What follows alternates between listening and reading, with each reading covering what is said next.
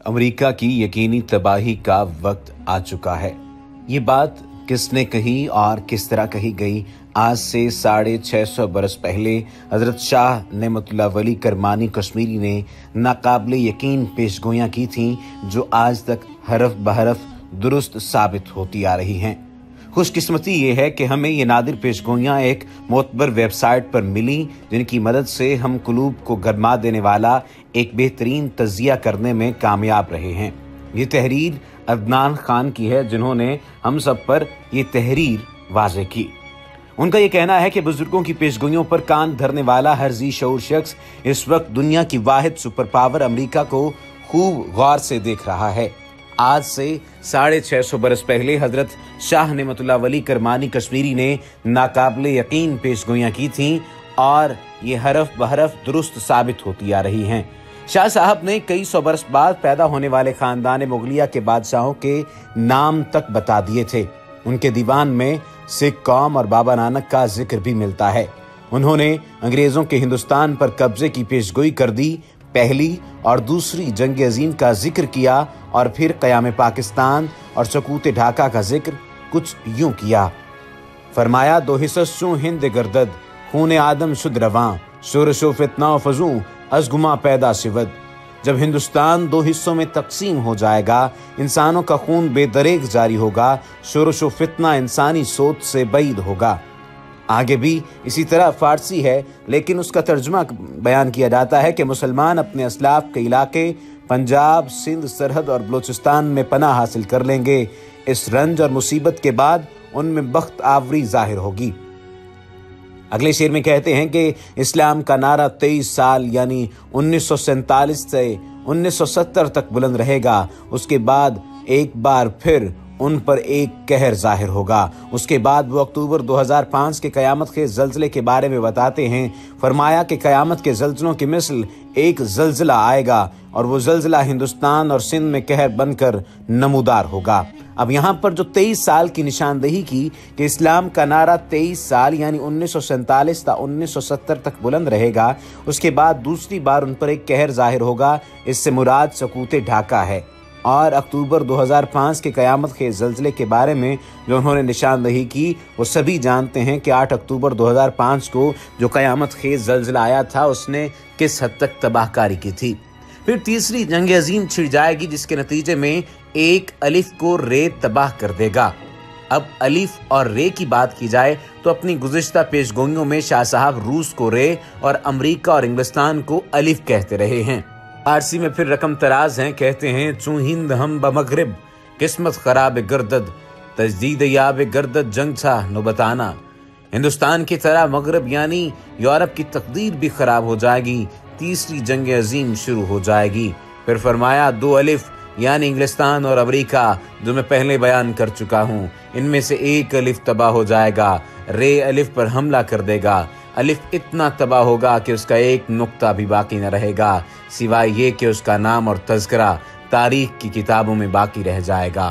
फिर फरमाया, जितराल नागा पर्बत, बासीन मुल्क गिलगत, पस मुल्क हाय तिब्बत, गीर नारे जंग आना, यकजा चूं उस्मान हम चीनिया ओ ईरा, फता कुलिंदो ईना कल हिंद गाजियाना।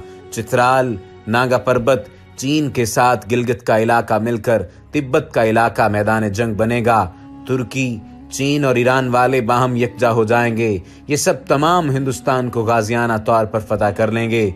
नोट करें कि शाह साहब की रोशन ज़मीरी का ये हाल था कि वो 650 बरस पहले न सिर्फ मुस्तकबिल के हुक्मरानों और बादशाहों के नाम तक जानते थे, बल्कि उनको पहाड़ों और इलाकों तक के वो नाम भी मालूम थे जो आज मुस्तामिल हैं। यानी आप इन पेशगोइयों के ज़रिए जान चुके हैं कि न सिर्फ हिंदुस्तान की फ़तह नज़दीक है, जो हम चीन, तुर्की, अफ़गानिस्तान और ईरान की मदद से करेंगे, बल्कि अमेरिका भी सफ़े हस्ती से ऐसा मिटेगा कि उसका नाम ही तारीख की किताबों में बाकी बचेगा। अब आप इस वक्त मौजूदा बैनुल-अक़वामी सफ़बंदी पर निगाह दौड़ाएं तो अफ़गानिस्तान में रूस के बाद अमेरिका भी शिकस्त खा चुका है। रूस और चीन पाकिस्तान के इत्तेहादी बन चुके हैं। चीन सीपैक तामीर कर रहा है, जिसके सड़क और रेल के रूट के जरिए जंग की सूरत में तेजी से फौजी नकलो हरकत मुमकिन होगी। मगर इस सब से बढ़कर आप अमेरिका के हालात पर नजर डालें।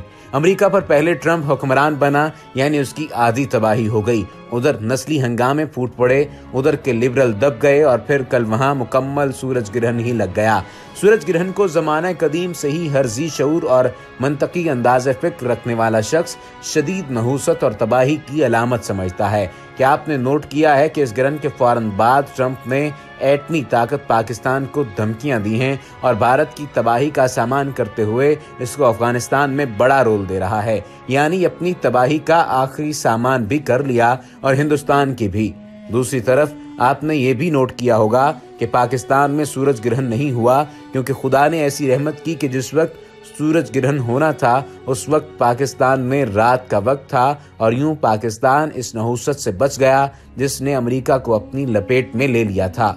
यानी ये तंजिया रंग इख्तियार किया गया है, यह हकीकत के करीब है। मजीद लिखते हैं कि अमेरिका में मुकम्मल सूरज ग्रहण के बाद दिन के वक्त भी रात की सी तारीकी छाई तो अगले दिन ही अमेरिकी सदर ट्रंप ने अपनी नई अफगान पॉलिसी का ऐलान करते हुए पाकिस्तान को धमकियां दे डाली। अमेरिका शायद ये भूल गया था कि दुनिया इस्लाम की वाहिद एटमी ताकत पाकिस्तान पर बुजुर्गों का साया है और इसी ने अजीम और मुहीब सुपर पावर सोवियत यूनियन को भी शिकस्त फाश देकर नीस्त तो नाबूद कर दिया था। अमेरिका का भी वही अंजाम होता दिखाई दे रहा है। हमें ये भी दिखाई दे रहा है कि सी पैक बनते ही तीसरी आलमी जंग छिड़ जाएगी, जिसके बाद अमेरिका का नाम सिर्फ किताबों में ही बाकी रहेगा। अब अमेरिका का बचना मुश्किल ही नहीं नामुमकिन है। अमेरिका को रत्ती बराबर भी अंदाजा नहीं है कि वो तबाही के किस कदर करीब पहुंच चुका है, क्योंकि उसने हमारी तरह हजरत शाह नईमत उल्लाह वली की पेश गोइयां नहीं पढ़ रखी। अमेरिका अपने माल दौलत, हथियारों, मसनूई सैयारों, ड्रोन्स और फेसबुक पर इतराता रहे, वो हमारे भूखे और बेसरो सामान मुजाहिदीन के आगे भी बेबस हो जाएगा। हजरत इकबाल फरमा गए हैं, काफिर है तो शमशीर पे करता है भरोसा, मोमिन है तो बेतेग भी लड़ता है सिपाही। शाह नईमत उल्लाह वली की हिंदुस्तान की फतह की पेशगोइयां भी किसी हद तक सच साबित हुई थीं और मौजूदा हालात के बारे में भी उन्होंने वाज़ेह तौर पर मौजूदा हुक्मरानों की ज़िंदगी के बारे में भी मौजूद जो सूरत हाल थी उसके बारे में वाज़ेह तौर पर लिख दिया था। हजरत नईमत उल्लाह शाह वली की गुज़िश्ता पेशगोइयां का जिक्र करें तो आपको यकीन हो जाएगा कि हम ये 100% रूहानी मंतकी तज़िया करते हुए जज्बातियत का शिकार नहीं हो रहे कि वाक़अतन पाकिस्तान के हाथों अमेरिका की तबाही यकीनी है। फरमाते हैं कि सिकंदर चूं रसद नौबत बाई इब्राहिम शाह ई यकीन दार फितना दर मुल्क के आ पैदा शिवद। जब सिकंदर लोधी से इब्राहिम तक नौबत पहुंच जाएगी तो इस बात को यकीन के साथ सोचा जा सकता है, कहा जा सकता है कि इसकी हुकूमत में फितना पैदा होगा। बाबर के मुतालिक हजरत शाह नईमत उल्लाह वली इसी तरह से निशानदही करते हुए फरमाते हैं कि उसके बाद मुल्क काबुल का बादशाह बाबर दिल्ली में हिंदुस्तान का वाली जाहिर होगा, फिर अल्लाह ताला की तरफ से बादशाही हुमायूं तक पहुंचेगी, जबकि उसी दौरान कुदरत की तरफ से एक अफगान जाहिर होगा।